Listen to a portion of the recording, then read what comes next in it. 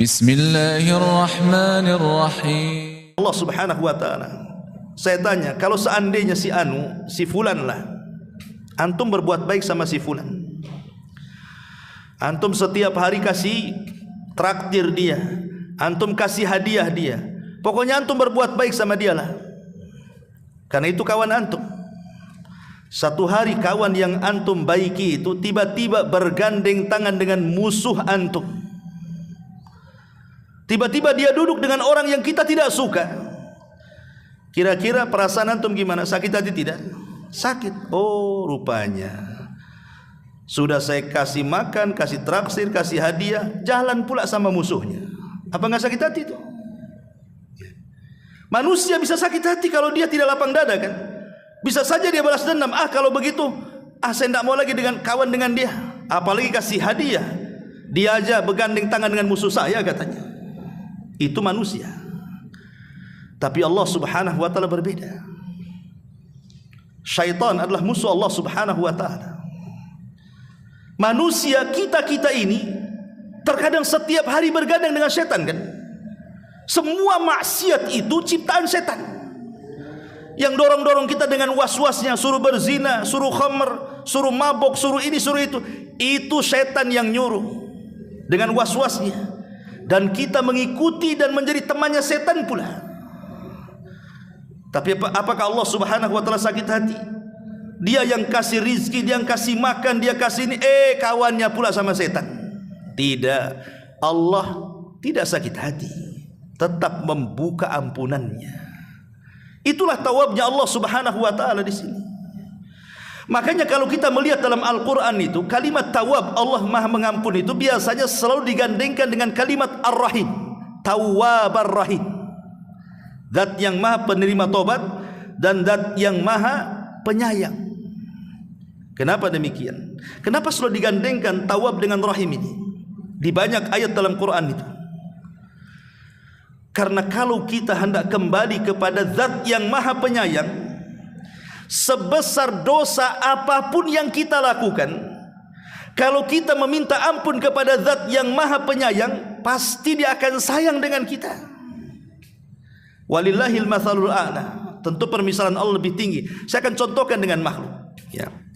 Kalau seandainya ada seorang anak melakukan kesalahan, tapi dia tahu orang tuanya, ayahnya itu lembut orangnya, sayang dengan dia, tentu si anak ini, dia ada harapan kalau dia ngomong dengan ayahnya, "Bi, saya sudah melakukan kesalahan, kira-kira dimaafkan tidak?" Pasti dia akan mengumumkakan tuh kesalahannya, karena dia yakin bahwa ayahnya tidak akan marah, karena tahu sifat ayahnya kan. Tapi kalau seandainya dia tahu sifat ayahnya itu jahat, sifat ayahnya itu tukang marah, tentu anak ini tidak mungkin juga akan mengemukakan kesalahannya. Boleh jadi dia lari dari kesalahannya dan tidak akan minta maaf. Contoh saja, Nabi Musa alaihi salatu wassalam. Nabi Musa alaihi salatu wassalam itu sejak kecil sampai dewasa tinggal di rumah Fir'aun. Dan Fir'aun sangat dekat dengan Nabi Musa, sampai dipanggil anaknya, "Ya bunai." Sejak zaman bayi sampai dia dewasa dirawat sama Fir'aun, dan ada kedekatan dengan Fir'aun. Tapi ketika Musa melakukan kesalahan, dia membunuh salah seorang anak pejabat dari Kibti ketika ada clash dengan anak muda dari Bani Israel. Tanpa sengaja Musa membunuhnya. Apakah tiba-tiba Musa kemudian datang kepada Fir'aun minta maaf sama ayah angkatnya? Tidak, karena dia tahu siapa Fir'aun. Fir'aun itu kejam, bisa saja dibunuhnya. Makanya Musa lari ke Madian. Tapi kita berhadapan dengan Rabb, bukan dengan Fir'aun. Rabb kita Rahim, Rabb kita ini maha penyayang, maha pengasih. Jadi kalau kita melakukan dosa apa saja yang kita lakukan, kalau kita datang kepada Allah dengan kejujuran kita ingin bertobat, belum lagi kita mengungkapkan tobat, Allah sudah ampuni dosa kita. Itulah tawab namanya. Hanya semata-mata ada keinginan dalam hati. Tetapi jujur ya, keinginan hati itu karena keluar dari kejujuran dia ingin bertobat kepada Allah, belum mengucapkan astagfirullah. Allah sudah ampuni dosa-dosanya. Subhanallah ikhwan. Yang mengilhamkan manusia yang bermaksiat bertobat siapa? Allah. Allah yang mengilhamkan dia supaya dia tobat. Akhirnya dia pun kepikiran, oh harus bertobat saya ini. Siapa yang mengilhamkan sehingga orang maksiat itu ingin tobat? Allah. Kemudian setelah diberikan ilham, dia pun diberikan taufik. Akhirnya dia pun bertobat. Kemudian Allah Subhanahu wa taala terima tobatnya. Cukup sampai di sini. Setelah Allah terima tobatnya, Allah kasih lagi pahala kepada orang yang bertobat itu.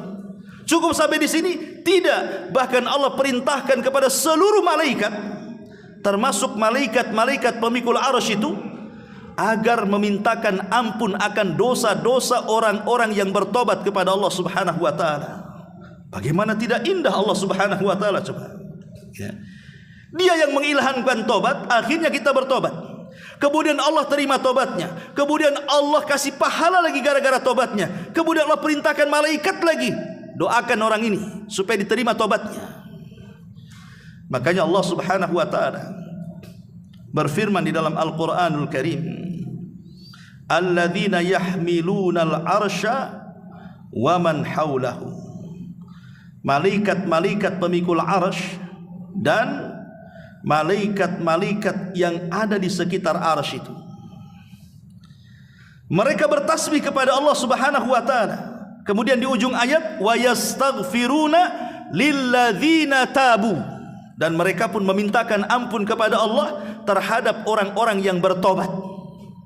Indah sekali ikhwan. Nabi Allah Adam alaihi salatu wassalam ketika melakukan kesalahan, ingat bahwa Adam itu melakukan kesalahan karena melanggar larangan. Kalau iblis melakukan kesalahan karena melanggar perintah, itu bedanya di situ. Ya, saya ulang, iblis itu melakukan kesalahan itu karena melanggar perintah. Allah perintahkan sujud kau kepada Adam, tak mau sujud dia. Berarti kesalahan iblis apa? Melanggar perintah. Tapi kalau kesalahan Adam bukan melanggar perintah, melanggar larangan. Kata Allah, jangan Adam, kau dekat-dekat pohon itu. Dekat pula dia. Dimakan pula lah itu. Akhirnya kemudian diusir dari surga. Tapi lihat, dua makhluk ini, Adam dan juga iblis. Ketika Adam diturunkan dari surga ke bumi, begitu juga iblis diturunkan dari surga ke bumi. Allah ilhamkan kepada Adam taufik agar dia bertobat kepada Allah Azza wa Jalla dan tidak putus asa dari dosanya. Maka Adam pun ada niat ingin bertobat kepada Allah Azza wa Jalla. Ketika Adam ada niat untuk bertobat, Allah ajarkan bagaimana cara tobatnya. Fatalaqa Adamu min rabbihil kalimat. Maka Allah ajarkan kepada Adam beberapa kalimat. Ahli tafsir mengatakan maksud kalimat di sini adalah Rabbana zalamna anfusana wa illam taghfir lana wa tarhamna lanakunanna minal khasirin.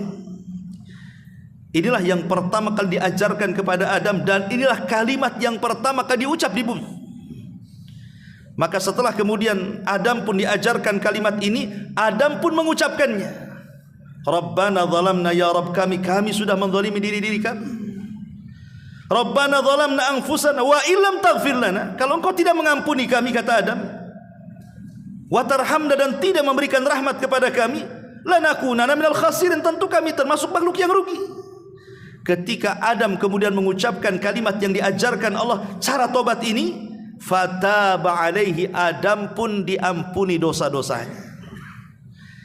Setelah diampuni dosa-dosanya, Allah angkat derajatnya lebih tinggi dibandingkan ketika dia di surga. Tapi si iblis justru tidak ada niat dia bertobat. Yang ada dia menyalahkan Allah dan mengatakan fabima aghwaitani, karena engkau yang sudah menyesatkan aku. Lihat, dia menuduh Allah yang menyesatkannya, padahal dia sesat sendiri si iblis itu. Tapi dia mengatakan fabima aghwaitani, karena engkau sudah menyesatkan aku. Enak saja iblis ngomong begitu. Engkau yang mau sesat, nuwallihi ma tawalla. Karena engkau mau sesat, Allah sesatkan, bukan Allah yang menyesatkan. Maka iblis pun putus asa, makanya disebut iblis. Iblis itu makhluk yang berputus asa. Dari sini kita tahu bahwa tarkul amri asyaddu min irtikabin nahi. Ada kaedah yang baku di kalangan para ulama, meninggalkan perintah itu lebih besar dosanya dibandingkan melakukan yang dilarang. Kenapa demikian? Karena meninggalkan perintah dosanya si iblis, tapi melanggar larangan dosanya Adam. Dan meninggalkan perintah itu lebih besar dosanya dibandingkan melakukan yang diharamkan. Makanya kenapa dosa orang yang meninggalkan sholat, kalau orang meninggalkan sholat nih, dosanya lebih besar dibandingkan dia berzina, dibandingkan minum khamr, dibandingkan membunuh, dibandingkan berjudi, dibandingkan semua maksiat dosa-dosa besar. Kenapa? Karena meninggalkan solat itu dia meninggalkan perintah. Kata Allah, solat kamu, aqimus solat, dirikan solat. Tak mau solat pula dia. Tetapi orang yang berzina itu Allah katakan wala taqrabuz zina, jangan kau dekat-dekat. Dilarangan di sini, dekat pula dengan zina. Makanya meninggalkan perintah hati-hati. Lebih besar dosanya dibandingkan melakukan yang dilarang oleh Allah Subhanahu wa taala. Karena itu dosa iblis masalahnya. Ya. Dari sini ikhwatu fillah muliakan Allah Azza wa Jalla, bagaimana Allah Subhanahu wa taala mengajarkan kepada Adam bagaimana cara tobat, kemudian dia bertobat, kemudian dapat taufik, Allah terima tobatnya, Allah angkat derajatnya. Itulah At-Tawwab namanya. Allah zat yang maha pengampun. Ma'asyiral muslimin yang dimuliakan Allah Subhanahu wa taala. Setelah kita tahu secara global apa itu mana At-Tawwab, bahwa Allah zat yang maha pengampun, maka asar keimanannya adalah kalau kita sudah tahu Allah zat yang maha pengampun, maka mintalah ampun kepada Allah. Karena seberapa besar dosa yang kita lakukan, maka Allah pasti akan mengampuni dosa-dosa kita. Karena kita dilarang untuk al-qunut min rahmatillah. Tidak boleh putus asa dari rahmat Allah Subhanahu wa ta'ala. Karena putus asa dari rahmat Allah lebih besar dosanya dibandingkan dosanya. Karena putus asa itulah yang menghalangi orang bertobat, itu masalahnya. Makanya lebih besar dosa orang yang berputus asa dibandingkan maksiat yang dilakukannya. Ma'asyiral muslimin yang dimuliakan Allah Azza wa Jalla, karena waktu juga ada beberapa tempat yang kita disuruh untuk memperbanyak istighfar, meminta ampun kepada Allah Subhanahu wa taala. Yang pertama, Nabi SAW memerintahkan kita untuk banyak istighfar ba'dal wudu, setelah melaksanakan wudu. Tadi saya sudah jelaskan, buat apa istighfar setelah wudu? Bukankah wudu ibadah? Kecuali kalau wudu maksiat. Wudu kan ibadah, masa istighfar setelah ibadah? Ya, karena tadi saya sudah katakan bahwa ibadah kita ini terkadang ada kekurangan, kurang sempurna. Makanya kita disuruh istighfar untuk menyempurnakannya. Lah salah satunya istighfar setelah berwudu. Nabi SAW mengatakan, man tawadda'a faqala subhanakallahumma wa bihamdika ashhadu an la ilaha illa anta astaghfiruka wa atubu ilaik, kutiba fi rikin thumma ju'ila fi tabin thumma yuksaru ila yaumil qiyamah. Kata Nabi SAW, barang siapa yang berwudu kemudian mengucapkan subhanakallahumma, maha suci engkau ya Rabb, wa bihamdika, dan terpujilah engkau ya Rabb, asyhadu an la ilaha illa anta, aku bersaksi tidak ada sembahan yang berhak disembah kecuali engkau, astaghfiruka. Di sini ada syahidnya, kita disuruh untuk istighfar setelah wudu. Ini yang pertama. Yang kedua, ketika masuk masjid. Ketika masuk masjid, kita disuruh untuk banyak-banyak beristighfar. Kata Nabi SAW, idza dakhalal masjid, apabila masuk ke dalam masjid, maka bacalah rabbighfirli dzunubi waftah li abwaaba rahmatik.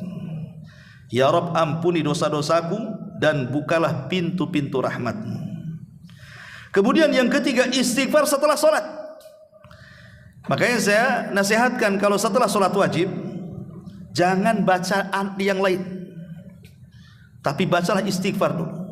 Kalaupun kita tidak ada waktu untuk wirid, untuk berzikir, tapi jangan tinggalkan istighfar. Setelah salam, assalamualaikum warahmatullahi, assalamualaikum warahmatullahi, langsung astagfirullahaladzim, astagfirullahaladzim, astagfirullah. Kemudian pergi. Kalaupun memang tidak ada waktu. Kalau ada waktu, alhamdulillah semua wirid kita bacakan begitu. Lah faedahnya kata para ulama tadi, karena tidak ada orang solat itu mesti ada kekurangan di situ. Tidak mungkin orang ketika solat itu 100% dia itu sempurna, tidak ada. Boleh jadi dia melamun, boleh jadi kurang khusyuk, boleh jadi kurang tumanina dan begitu seterusnya. Maka kita bisa menyempurnakan dengan istighfar 3 kali setelah solat. Kemudian juga yang keempat, istighfar setelah haji tadi yang saya sebutkan, setelah datang dari Arafah, sebagaimana surah Al-Baqarah 199 tadi. Kemudian yang kelima, istighfar indan naum. Ini lebih penting lagi, ketika hendak tidur. Kenapa kita harus istighfar hendak tidur? Karena kita tidak tahu apakah besok kita akan bangun. Jangan-jangan tak bangun lagi, atau dihantar pula ke kuburan. Makanya kemudian Nabi SAW mengatakan, man qala hina ya'wi ila firashi, barang siapa yang berkata ketika dia menuju pembaringannya, astaghfirullah alladzi la ilaha illahu al-hayyul qayyum wa atubu ilaihi 3 marrat, ghafarallahu dzunubahu wa in kana mithla zabadil bahri.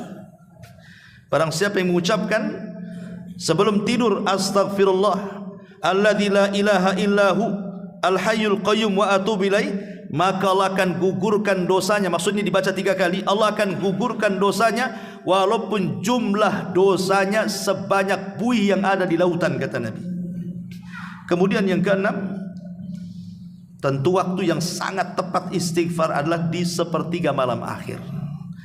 Kalau kita ingin bertobat kepada Allah dan ingin senantiasa istiqomah dalam tobat, maka ambillah tobat di sepertiga akhir daripada malam. Karena di situ Allah turun ke langit dunia, kemudian mengatakan, hal min mustaghfirin fa'aghfirullah. Siapapun di antara kalian yang mau istighfar, ku ampuni dosa-dosanya, kata Allah. Kemudian juga yang nomor 7, al-istighfar fi khatmil majalis, beristighfar setelah melaksanakan majelis taklim yang disebut dengan doa kafaratul majelis. Ya, istighfar. Karena kita tidak tahu dalam majelis, kan majelis itu bukan majelis ilmu saja. Antum bisa ngobrol di warung, antum bisa ngobrol sama kawan. Yang namanya obrolan orang itu mesti kadang-kadang nyinggung, kadang-kadang marah, kadang-kadang emosi, kadang-kadang rendahkan orang, kadang-kadang namimah, macam-macam kan. Untuk menghilangkan dosa-dosa dalam majelis itu, kita disuruh untuk membaca doa kafaratul majelis. Subhanaka rabbana wa bihamdika la ilaha illa anta astaghfiruka wa atubu ilaik. Karena itu kafarah dosa-dosa kita. Kemudian yang nomor 8, tentunya istighfar ketika usia kita sudah menua. Kalau sudah usia di atas 60 tahun, 70 tahun, perbanyaklah istighfar. Makanya Nabi SAW di akhir hayatnya, ketika turun kepada Nabi SAW, fasabbih bihamdi rabbika wastaghfir. Fasabbih bihamdi rabbika wastaghfir, dalam surah An-Nasr tadi dijelaskan oleh Ummuna Aisyah radhiyallahu anha. Jadi Aisyah radhiyallahu anha menjelaskan kepada kita, maka Nabi SAW ketika ada perintah tasbih, tahmid dan istighfar di masa tuanya dengan turun surah An-Nasr itu, maka beliau gabungkan 3 kalimat ini dalam setiap ruku dan sujudnya sampai meninggal dunia. Subhanakallahumma wa bihamdika Allahumma gfirli. Itulah yang dibaca Rasul di akhir hayatnya. Dalam setiap ruku dan sujudnya, subhanakallahumma wa bihamdika Allahumma gfirli. Ya terkadang subhana rabbiyal a'la atau subhana rabbiyal azim, tapi kebanyakan di akhir hayatnya Rasul membaca doa ini sampai wafatnya beliau. Dari sini ada istinbat hukum bahwa kalau usia sudah lanjut, sudah tua, maka perbanyak istighfar dan yakin Allah itu Tawwab, Zat yang Maha Pengampun. Wallahu a'lam bishawab. Mudah-mudahan ada manfaat ini saja.